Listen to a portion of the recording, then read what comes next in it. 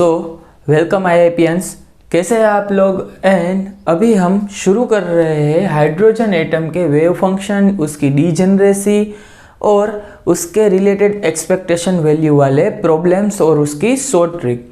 तो देखो, hydrogen atom है वो थोड़ा टिपिकल है और पूछा जाता है, थोड़ा ट्रिकी भी है क्योंकि उसमें डिफरेंट वेव फंक्शंस आपको याद रखने होंगे। तो ये से पूछा जाता है एग्जामिनेशन में। लेकिन जीसेट के एग्जामिनेशन के अप्रोच से मैं बात करूँ तो हाइड्रोजन एटम में से डायरेक्टली आपको उसके वेव फंक्शंस है वो पूछे जाते हैं, या उसमें से आपको प्रिंसिपल क्वांटम नंबर या एंगुलर क्वांटम नंबर या तो मैग्नेटिक क्वांटम नंबर है वो निकालने को बोल सकते हैं। अब यहाँ पे बात करते हैं कि हाइड्रोजन एटम है, उसमें मैंने बोला कि सेंट्रल पोटेंशियल है तो सॉल्यूशन होगा उसका स्फेरिकल हार्मोनिक्स। तो आपका जो वेव फंक्शन है उसका जो सॉल्यूशन है वो रेडियल पार्ट और एंगुलर पार्ट में आएगा। तो यहाँ पे देखो, रेडियल पार्ट की हम बात करें तो ये पूरा का पूरा जो रेडियल पार्ट है ये आपको याद रखना है। लेकिन अब इसमें से एक और चीज़ आपको यहाँ पे याद रखनी है जो यहाँ से मैं बता रहा हूँ। देखो, ये बेसिकली आपको याद ही रखना है, इसमें हम सॉल्यूशन नहीं कर सकते और कहीं भी आपको इसका सॉल्यूशन, देखो इसका सॉल्यूशन है वो बहुत लेंथी है, वो पूरा हाइड्रोजन एटम आपको एक अलग से बुक में समझना पड़ेगा, उसकी एक अलग बुक बन जाएगी। हमारा जितना क्वांटम का सिलेबस अभी ख़त्म हुआ है वैसे ही हाइड्रोजन एटम की आपकी अलग बुक बन जाएगी। लेकिन हमें क्या करना है, एग्जामिनेशन पॉइंट ऑफ व्यू से ये सब देखना है। तो देखो, आपको ये पूरी चीज़ याद रखनी है, लेकिन यहाँ पे इसका फॉर्मेट याद रख लो और e⁻⁴ ये याद रखो। अब यहाँ पे आपको क्या करना है, n की वैल्यू निकालने को जब बोलेंगे तो क्या करना है, z की वैल्यू पहले पुट कर देनी है। सपोज आपको देखो, ये हाइड्रोजन एटम और H लाइक एटम बोल सकते हैं। H लाइक एटम मतलब कि उसमें हीलियम प्लस आ सकता है, लिथियम +2 आ सकता है, ये सभी है वो हम कह सकते हैं कि हाइड्रोजन लाइक एटम है। अब यहाँ से बात करते हैं कि कंपैरिजन करना है n का अगर, तो आपको देखो R और A0 है वो सेम ही होगा, लेकिन Z है वो आपको डिफरेंट मिल सकता है। हीलियम के लिए 2, लिथियम के लिए 3, तो बहुत ज़्यादा आगे नहीं जाएंगे हम, तो 2 और 3 में ही हम 1, 2, 3 के साथ ही हम खेलेंगे। तो देखो यहाँ पे Z अगर हमने 1 पुट कर दिया और हमारा फॉर्म आ गया e⁻⁴/2a0, तो n की वैल्यू होगी 2। अगर r/a0 मिल रहा है तो n की वैल्यू आ जाती है 1। तो यहाँ से ये रेडियल पार्ट में से आपको क्या याद रखना है कि n की वैल्यू किस तरह से यहाँ पे निकालनी है। देखो, बहुत ही सिंपल है। तो n को कंपेयर करवाना है तो इजीली आप इसके साथ पहले z पुट कर दो, उसके बाद इसके साथ कंपेयर कर लो।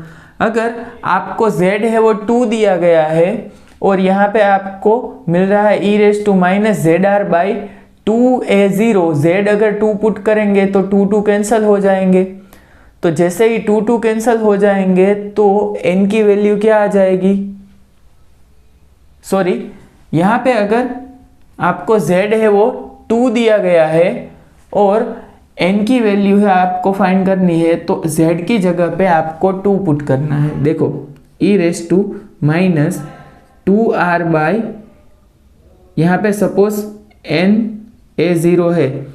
अब यहाँ पे n की वैल्यू है हमें फाइंड करनी है, लेकिन हमें यहाँ पे क्या दिया गया है, सपोज क्वेश्चन में दिया गया है यहाँ पे r/4a0। क्लियर। तो r/4a0 यहाँ पे 2a0 लिखो, तो 2a0 दिया गया है लेकिन z आपको दिया गया है 2। तो आपको क्या करना है, e⁻, यहाँ पे 2r/4a0 ऐसा लिखना है।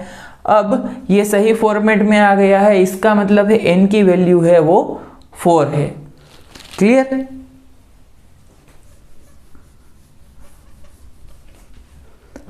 तो यहाँ से चलते हैं, देखो थीटा डिपेंडेंसी वाले पार्ट पे, ये कैपिटल थीटा है, यहाँ पे थीटा डिपेंडेंसी पार्ट है, उसमें लेजेंडरी पोलिनोमियल का यूज़ होता है। लेजेंडरी पोलिनोमियल है वो मैंने यहाँ पे लिखा है कि लेजेंडरी पोलिनोमियल किसे कहते हैं, पी एल है, तो यहाँ पे 1/2 एल फैक्टोरियल और एल्थ डेरिवेटिव ऑफ x² - 1 देखो यहाँ पे जब मैथ्स में हम पढ़ेंगे तो यहाँ पे l की जगह पे n लिखेंगे तो सभी जगह पे n आ जाएगा, मतलब कि nth डेरिवेटिव।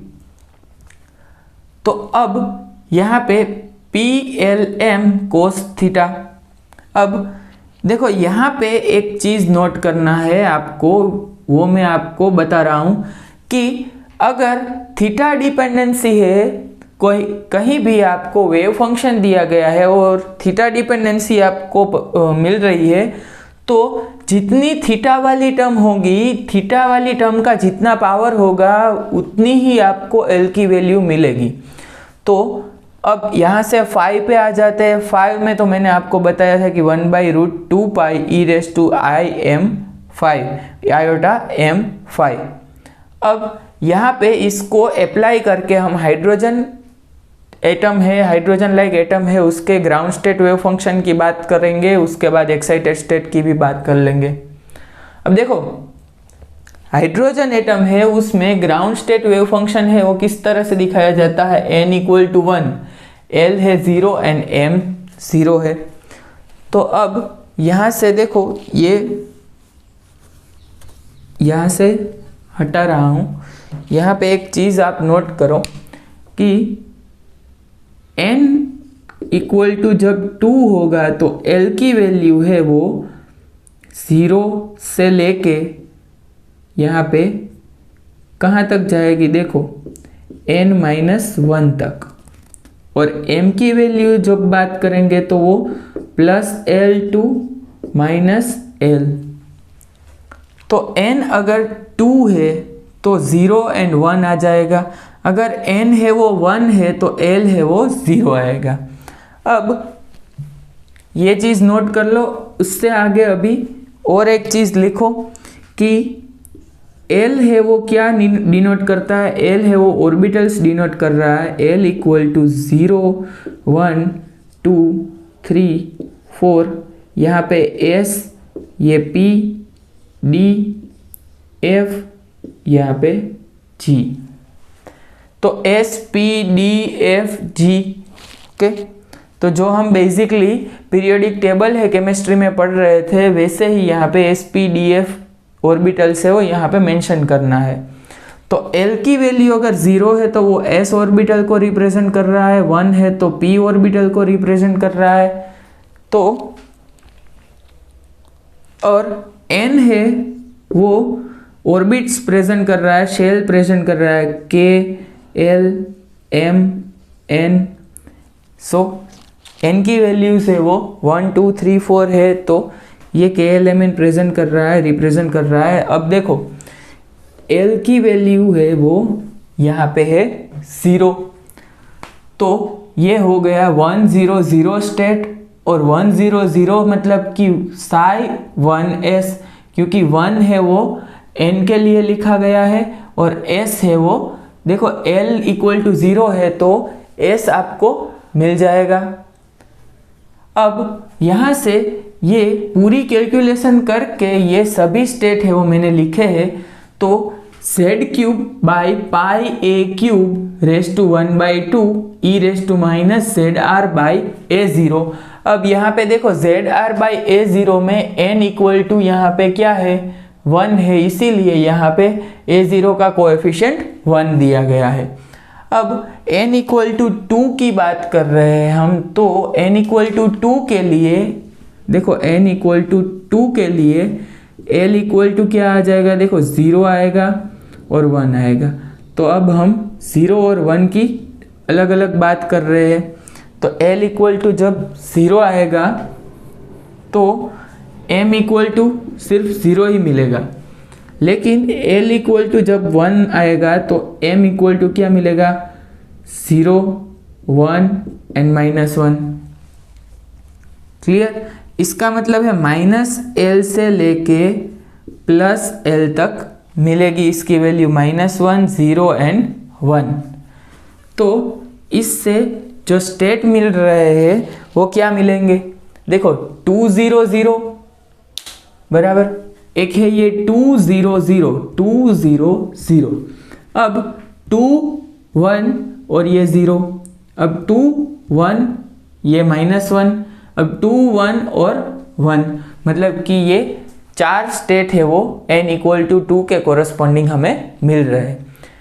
तो ये 4 स्टेट है वो मैंने यहाँ पे आपको लिख दिए हैं, ये आपको मेमोराइज करने हैं, याद रखने हैं कि कौन सा स्टेट क्या है। तो यहाँ पे देखो psi 2 0 0 का मतलब है क्या? psi 2s। अब इसका मतलब है psi, देखो यहाँ पे 2 है, यहाँ पे 1 है, तो 1 मतलब कि L = 1 जब होगा तो P आ जाएगा, तो 2P, यहाँ पे psi 2P, ये भी psi 2P। क्लियर? अब psi 2s है तो इसका वेव फंक्शन क्या आएगा? देखो इसके वेव फंक्शन में कहीं भी थीटा डिपेंडेंसी नहीं दिखाई दे रही है, थीटा डिपेंडेंसी नहीं है, थीटा टर्म्स = 0, सो L = 0। थीटा टर्म है वो यहाँ पे एब्सेंट है तो L = 0 आ जाएगा। अब देखो यहाँ पे n की वैल्यू है वो 2 है, क्योंकि ZR/n A0, n की वैल्यू 2 है, तो वो भी यहाँ पे शो कर रहा है कि n की वैल्यू 2 है। अब यहाँ पे cos थीटा आ रही है टर्म, तो थीटा टर्म है, नंबर ऑफ थीटा टर्म्स कितनी है? 1, तो L = क्या आ जाएगा? 1। तो यहाँ पे 1 है, यहाँ पे 1 है, यहाँ पे भी 1 है।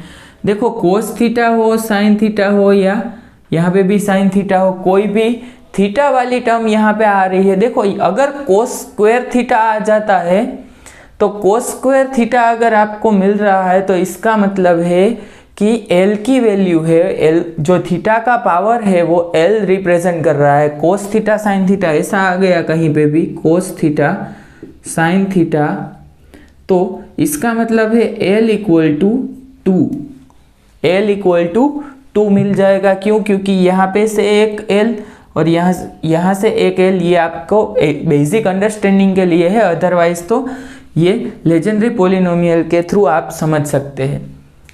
तो यहाँ पे मैंने बता दिया कि L है वो किस तरह से फाइंड करना है। अब देखो यहाँ पे m की वैल्यू है 0, m की वैल्यू क्या है? 0, तो m 0 होगा, तो जैसे ही आप यहाँ पे 0 पुट करेंगे तो यहाँ पे 0 पुट करने से e⁻m5 वाली टर्म है वो 1 हो जाएगी। तो यहाँ पे e⁻m5 प्रेजेंट नहीं है। अब यहाँ पे m = 1 है, देखो यहाँ पे थीटा टर्म्स = 1, L = 1, m = क्या होगा?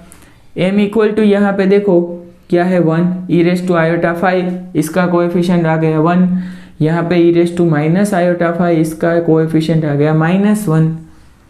तो अब आपको देखो क्या ध्यान रखना है कि एक तो ये टर्म e⁻ZR/n A0 वाली टर्म, दूसरी टर्म कौन सी है कि थीटा कहाँ पे आ रहा है, थीटा कौन सी टर्म से आ रहा है, उसका पावर क्या है, तो वो आपको मेमोराइज करना है कि थीटा वाली टर्म है वो L रिप्रेजेंट करती है, थीटा वाली जितनी टर्म्स है उतना आपको L मिलेगा। अब ये रियल पार्ट होगा, देखो ये रियल वैल्यू है, कहीं पे भी आयोटा नहीं मेंशन किया गया है। तो जैसे ही आप यहाँ पे देखते हैं, देखो आपकी इजीनेस के लिए ये सभी चीज़ें मैं बता रहा हूँ कि रियल अगर पार्ट है e⁻ कोई भी रियल टर्म आपको दिखे तो आप इजीली फाइंड कर सकते हैं कि वो सिर्फ Z R by N A zero ही है, और इमेजनरी है तो m की वैल्यू ही वहाँ पे आपको मिलेगी। अब कहीं पे आपको ऐसा दिया गया है कि e raise two plus minus 2 iota 5, तो यहाँ पे इसका मतलब है m की वैल्यू क्या होगी, +2 -2। तो m की वैल्यू +2 से लेके +2 -2 होगी, तो l की वैल्यू ऑब्वियस है कि 2 आपको मिलेगी, और m की एक्स्ट्रा जो वैल्यूज़ है वो क्या मिलेगी, 1 -1 एंड 0, 1 2 3 4 5, 2l + 1 जितनी यहाँ पे m की वैल्यू मिलेगी, m = 2l + 1 जितनी वैल्यूज़ मिलेगी, तो 2 पुट करने से m की 5 वैल्यूज़ है वो आपको मिल रही है। क्लियर? तो इतना आपको याद रखना है। इसके बाद हम जो वेव फंक्शन है उसमें जो मोस्ट प्रोबेबल रेडियल है, मोस्ट प्रोबेबल रेडियस है वो कहाँ पे मिलेगी ये हम देखेंगे। आर की एक्सपेक्टेशन देखने वाले हैं, तो ये पहले आप इतना सब लिख लो, ये मेमोराइज कर लो, और हम चलते हैं इससे आगे। तो देखो यहाँ पे मैंने हाइड्रोजन लाइक एटम के wave function and radial probability density है वो मैंने यहाँ पे शो कर दिए है, लेकिन आपको ऐसा पूछा जाता है कि most probable value, okay, most probable radius क्या है। तो यहाँ पे देखते हैं, देखो मोस्ट प्रोबेबल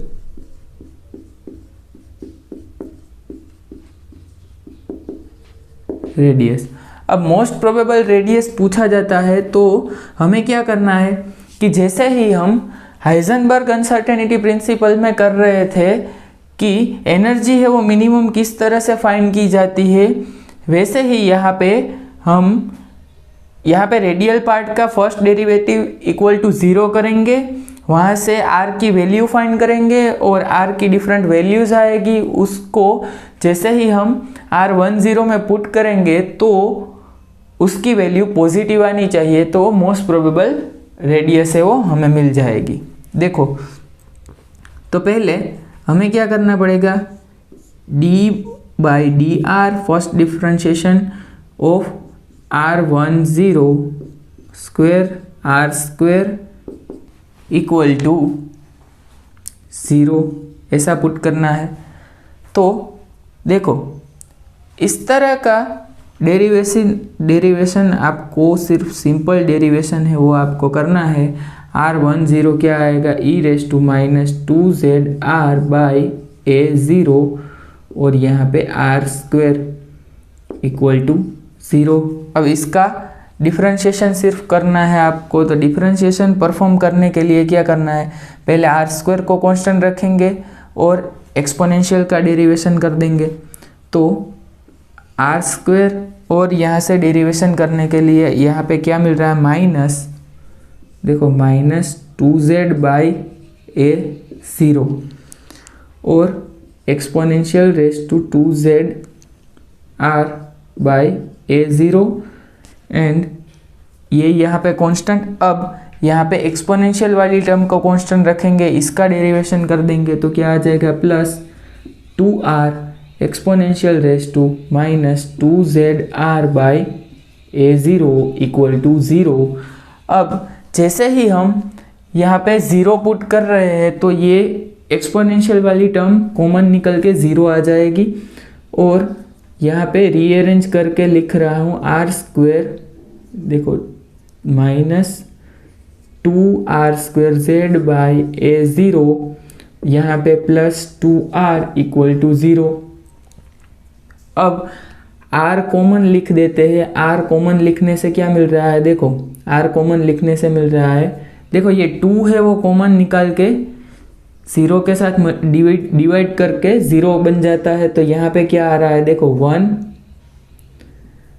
माइनस ये rz/a0 = 0। क्लियर? अब देखो यहाँ पे एक और चीज़ मैं लिख रहा हूँ, e⁻²zr/a0 = 0। अब ऐसा क्यों लिखा? क्योंकि देखो r है वो 0 पुट करने से ये पूरी टर्म है 0 हो जाएगी।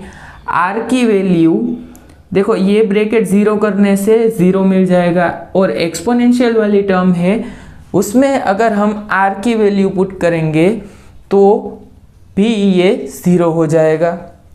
तो यहाँ से आपको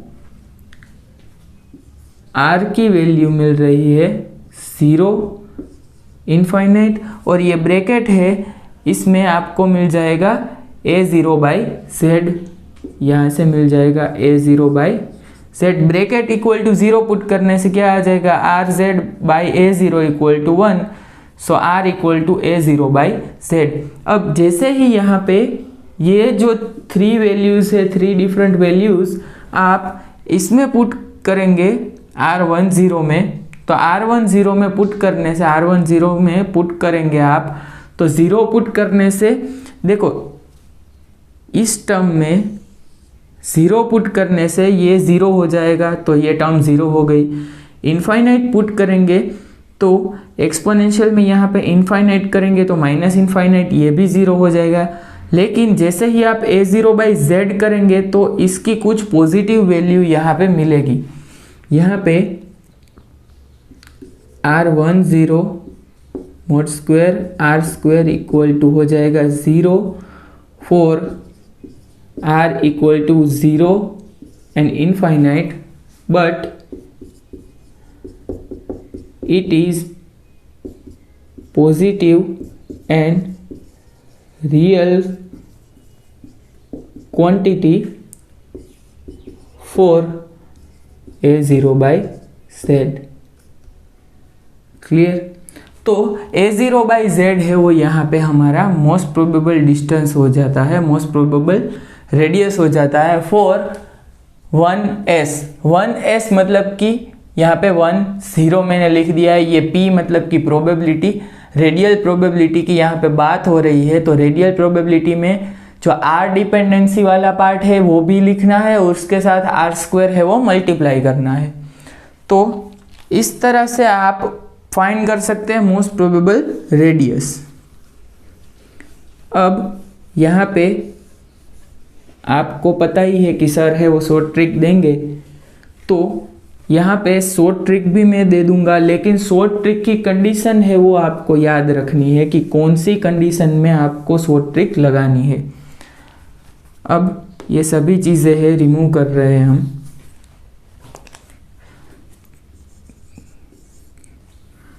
कि मोस्ट प्रोबेबल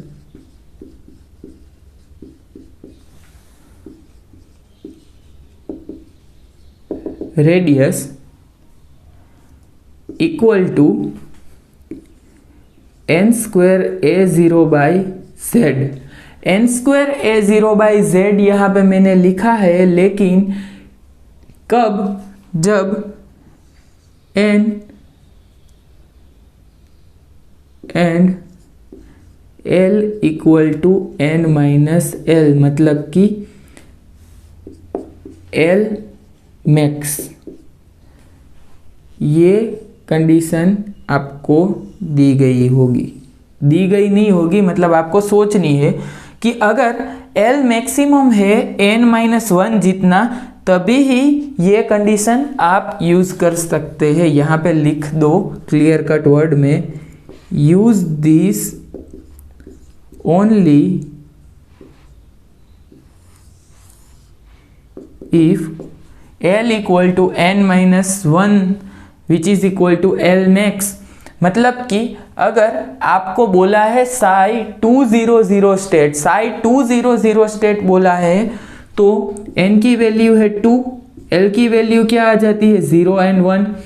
तो अगर n देखो ये 200 बोला है, तो यहाँ पे L है वो n-1 जितना नहीं है, तो इसमें आप अप्लाई नहीं कर सकते। लेकिन अगर आपको बोला है 211 तो L है वो क्या है n-1 जितना, तो n-1 जितना है, तो यहाँ पे ये आप यूज़ कर सकते हैं। तो यहाँ पे देखो 2 पुट करने से यहाँ पे मोस्ट प्रोबेबल रेडियस है वो कितनी आ जाएगी 4a0/z। ओके, और ये डिफरेंट वेव फंक्शन से, देखो ये वेव फंक्शन है, ये उसकी प्रोबेबिलिटी है। अब यहाँ पे देखो एक बार ज़ीरो जहाँ पे हो रहा है, यहाँ पे देखो एक बार ज़ीरो हो रहा है तो पोटेंशियल जैसे ही ज़ीरो हो रहा है यहाँ पे प्रोबेबिलिटी उसकी कुछ मिल रही है, यहाँ पे भी प्रोबेबिलिटी मिल रही है। तो जो हमारा फर्स्ट एक्साइटेड स्टेट है, मतलब कि 200 है, या उसे आप क्या बोल सकते हैं 2s है, उसके लिए आपको यहाँ पे 2 क्रेस्ट मिलेंगे। ओके, यहाँ पे 2 स्पाइक मिलेंगे, यही आपको याद रखना है। देखो इतना आप याद रखते हो ना कि यहाँ पे 2s के लिए 2 स्पाइक मिल रहे हैं, तो वही चीज़ है, 2 पल्स मिल रहा है, वही चीज़ है, वो आपके लिए इनफ है एग्जामिनेशन में प्रॉब्लम सोल्व करने के लिए। अब यहाँ से आगे चलते हैं और बात करते हैं नोड्स की। तो देखो यहाँ पे n इक्वल टू, देखो नोड्स का फॉर्मूला है n माइनस l माइनस 1। तो n है यहाँ पे 1 है, l है 0 है, और यहाँ पे 1।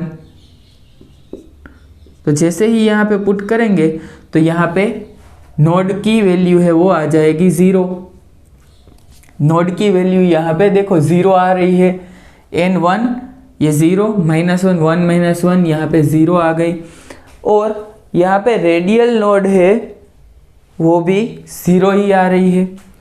तो अब ये जैसे ही यहाँ पे n इक्वल टू 2 पुट करेंगे तो 2 -0 -1 मतलब कि 1, एक नोड है यहाँ पे मिलेगा, एक नोड यहाँ पे मिलेगा। अब जैसे ही यहाँ पे फिर से आएंगे तो 2 -1 -1 मतलब कि 0, तो यहाँ पे भी कोई नोड आपको नहीं मिल रहा है। अब यहाँ से आगे हम बात करेंगे डीजेनरेसी की। ओके, यहाँ पे डीजेनरेसी की बात कर रहा हूँ। देखो ये डीजेनरेसी जो मैं बोल रहा हूँ, ये क्वेश्चन है एग्जामिनेशन में बार बार पूछा जाता है, और आपको ये क्वेश्चन है वो याद रखना है। For हाइड्रोजन एटम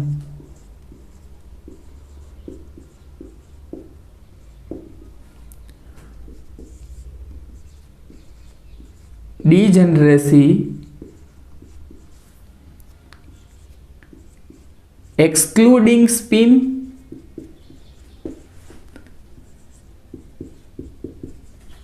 and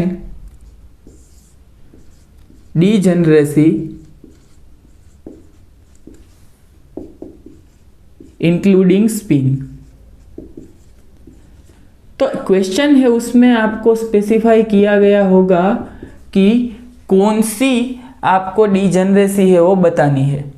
तो डीजेनरेसी एक्सक्लूडिंग स्पिन है n² और इंक्लूडिंग स्पिन है 2n²।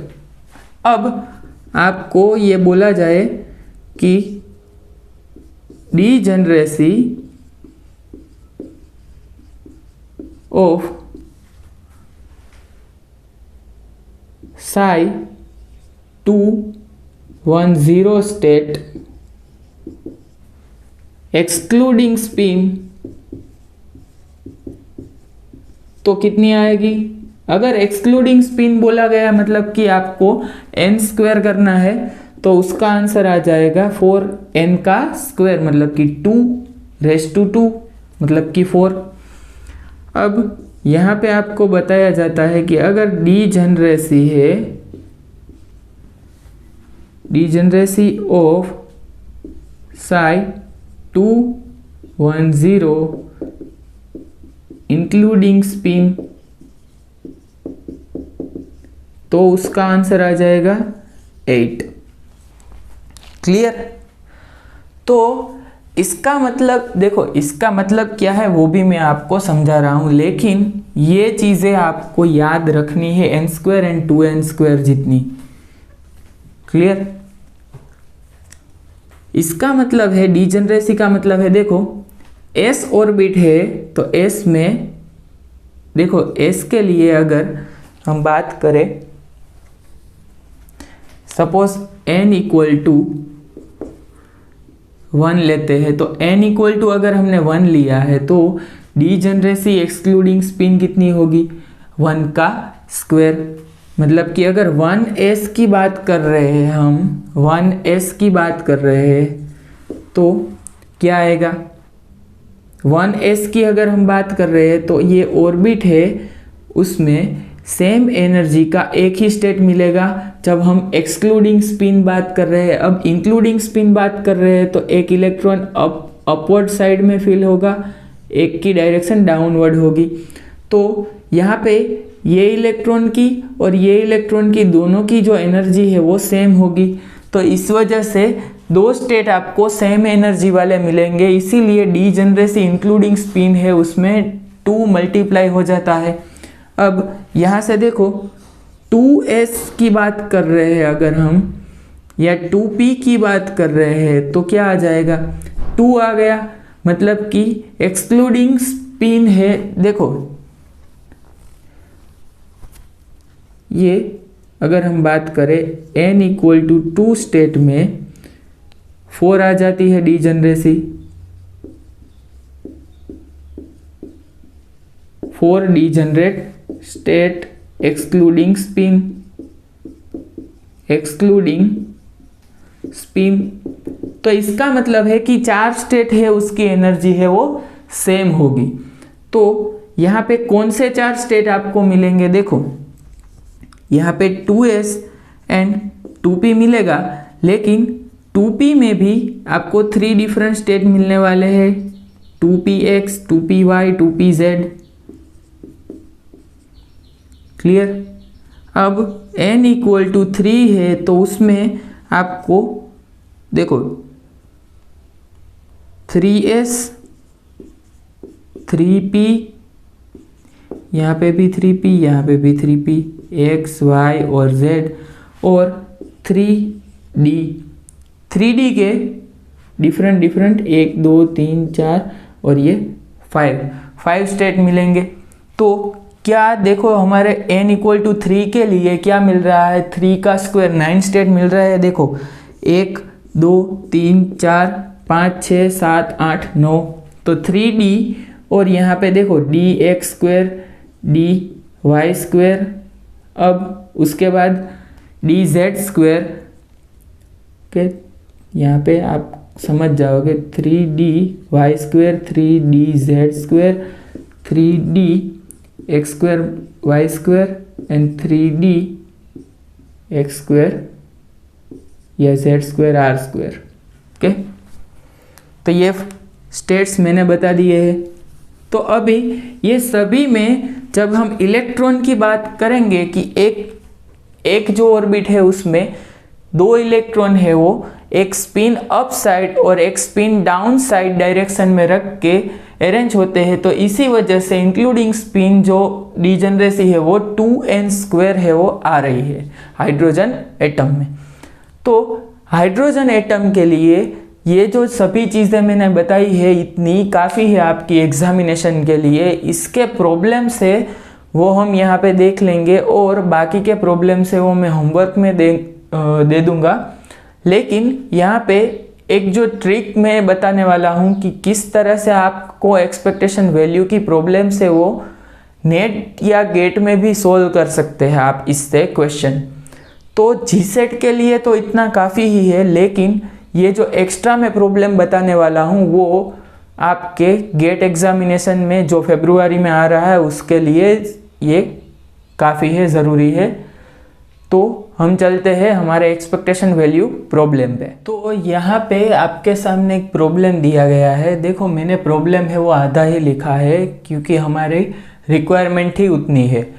तो बेसिकली ये प्रॉब्लम है क्या है कि psi equal to √1/πa³ e⁻⁻r/a0 दिया गया है, जो कि है ground state, of hydrogen atom.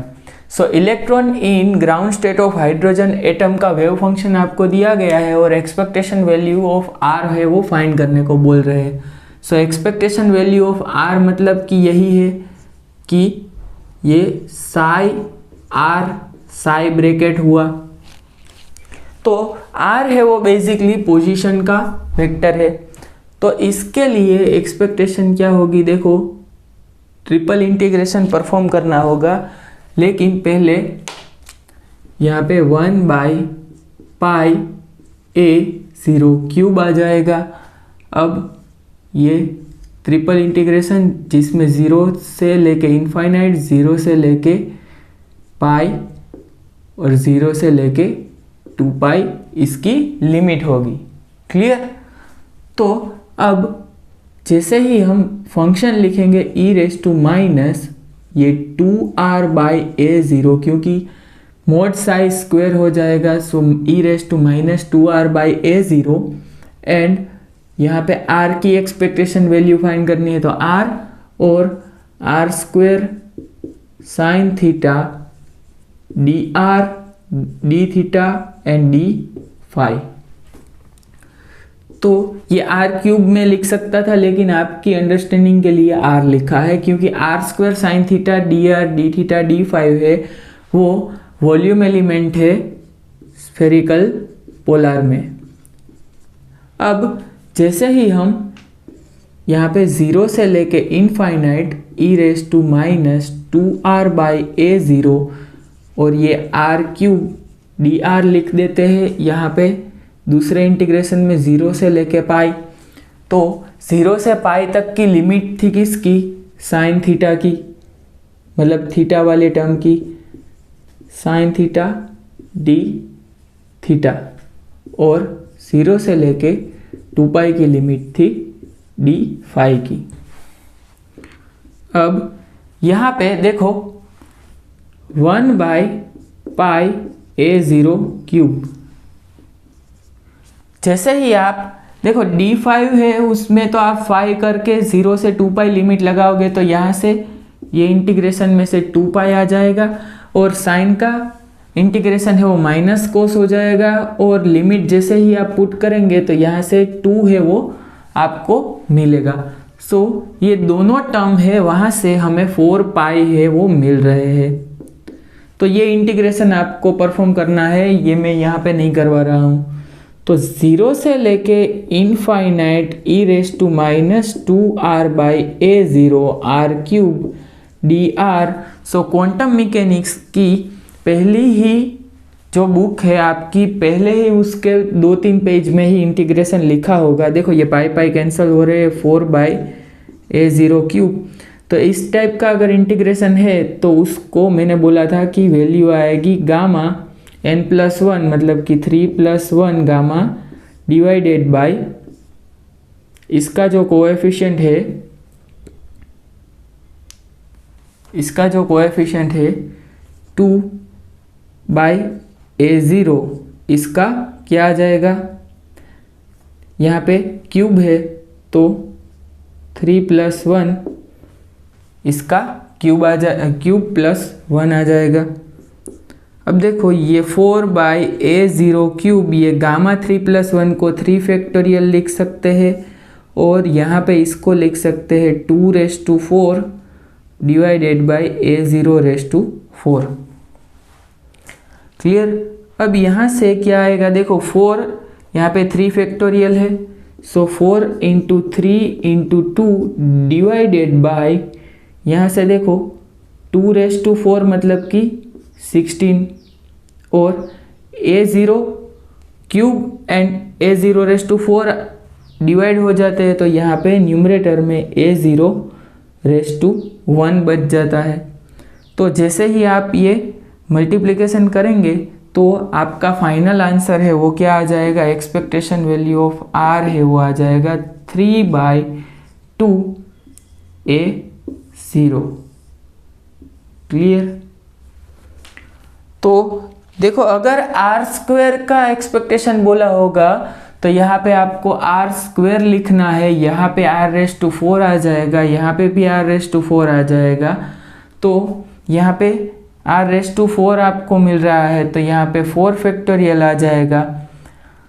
तो इस तरह से आपको r² की एक्सपेक्टेशन वैल्यू फाइंड कर सकते हैं। 1/r बोला है तो यहाँ पे 1/r लिखेंगे, तो यहाँ पे r आ जाएगा। 1/r² बोला है तो क्या आ जाएगा, 1/r² आ जाएगा।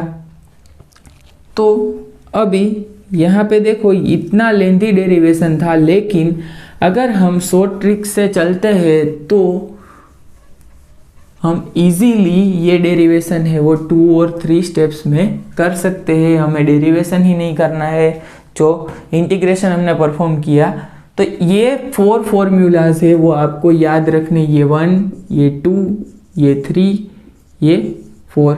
सो ये एक्सपेक्टेशन ऑफ r है, expectation of r², expectation of 1/r, expectation of 1/r²। तो देखो अगर एक्सपेक्टेशन ऑफ r है हमें फाइंड करना है ग्राउंड स्टेट में, तो क्या आ जाएगा, n = 1, ग्राउंड स्टेट में n = 1, l = 0, तो 1/2, 3, यहाँ पे n = 1, l = 0 और a 0/z।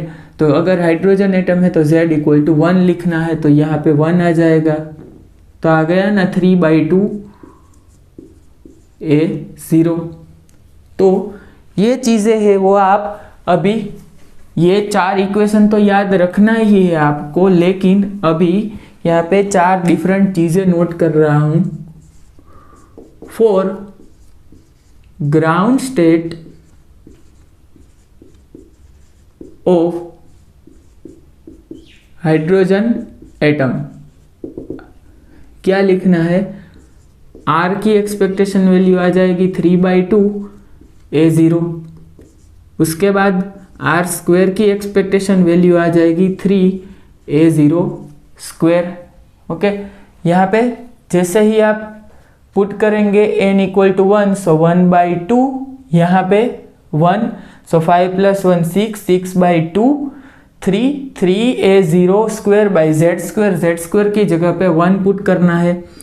अब 1/r की एक्सपेक्टेशन वैल्यू क्या आ जाएगी, देखो 1 पुट करने से क्या आ जाएगा, z/a0, और 1/r² में पुट करने से क्या आ जाएगा, देखो 2 / n की जगह पे 1, l की जगह पे 0, सो ये 1, ये 0, सो यहाँ पे 1 और यहाँ पे a0²/z², सो यहाँ पे आ जाएगा 2z²/a0²।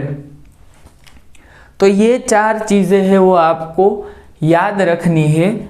अब दूसरी चीज़ मैं बता रहा हूँ यहाँ पे एक और प्रॉब्लम सॉल्विंग के लिए। अगर एक्सपेक्टेशन ऑफ r² है तो देखो expectation of x² plus expectation of y² plus expectation of z² हो गया। क्लियर? तो ये अगर 3a0² है तो ये क्या है, a0², ये है भी a0², ये भी a0²। तो एग्जामिनेशन में एक क्वेश्चन है वो पूछा गया था कि find the value of z² minus r² for hydrogen atom. तो क्या वहाँ पे आप z² की एक्सपेक्टेशन निकालते, बाद में r² की एक्सपेक्टेशन निकालते, उसके बाद ये वैल्यू लिखते। लेकिन अगर आपको याद है कि a0² माइनस 3a0², तो आप डायरेक्टली आंसर दे सकते हैं -2a0²।